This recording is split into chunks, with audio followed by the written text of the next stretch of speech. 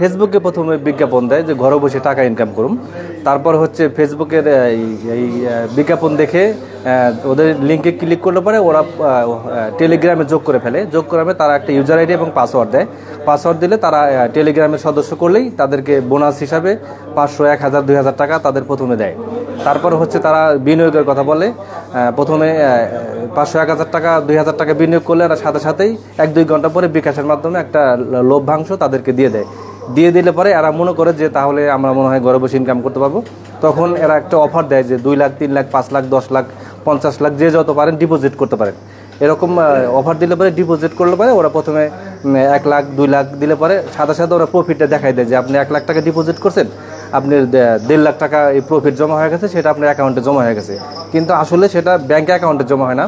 এটা ওরা একটা অ্যাপস তৈরি করছে, ওদের নিজস্ব অ্যাপস। সেই অ্যাপসের মাধ্যমে টাকাটা জমা হয়। তখন ওরা বলে যে এই টাকাটা আবার যখন আপনি ব্যাংকে নেবেন তখন আপনাকে আরেকটা পেমেন্ট দিতে হবে। পেমেন্ট দিলে পরে তখন আপনারা ব্যাংক থেকে টাকাটা ক্যাশ করতে পারবেন। তখন এইভাবে ট্যাপে ফেলতে ফেলতে যে যেরকম পারে তাদের কাছ থেকে হিউজ টাকা নিয়ে যায়।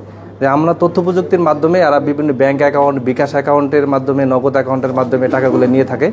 তো সেই তথ্য প্রযুক্তির মাধ্যমে এই সব ব্যাংক অ্যাকাউন্ট এবং নগদ বিকাশের ইনফরমেশন নিয়ে এদেরকে আমরা শনাক্ত করে গ্রেপ্তার করতে সক্ষম হয়েছি। 23 তারিখ দিবাগত রাত্রে বসুন্ধরা ডিএমপি বাটারা থানার বসুন্ধরা এলাকা থেকে তাদেরকে গ্রেপ্তার করছি। 5 জনকে, এই দলের সক্রিয় সদস্যদের 5 জনকে গ্রেপ্তার করতে সক্ষম হয়েছি। এবং আরও পূর্বেও এই ধরনের আরও 4-5 জন আসামিকে আমি গ্রেপ্তার করতে সক্ষম হয়েছি। আমার কাছে অলরেডি 4টা মামলা, এই প্রতারণার মামলা 4টা প্রক্রিয়াধীন আছে, তদন্তের দিন আছে আমার কাছে। টার্গেটটা হচ্ছে এরা দেশের বাইরে বসে এই অ্যাপসটা মেনটেন করে। মূলত চায়নার চায়নার যে নাগরিক, উনি চায়নাতে থাকে। উনি মাঝে মধ্যেই বাংলাদেশে আসে। তার বিভিন্ন বাঙালি তাদের ফ্রেন্ড হয়েছে।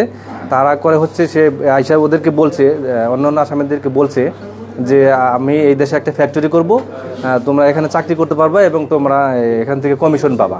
তোমাদের ব্যাংক অ্যাকাউন্ট দিতে হবে, আমি টাকা এখানে আনবো, কারণ আমি তো চায়না নাগরিক, আমার তো এই দেশে ব্যাংক অ্যাকাউন্ট হবে না। তো তোমাদের অ্যাকাউন্ট দিলে পরে তোমাদের অ্যাকাউন্টে টাকাগুলো আমরা নিব।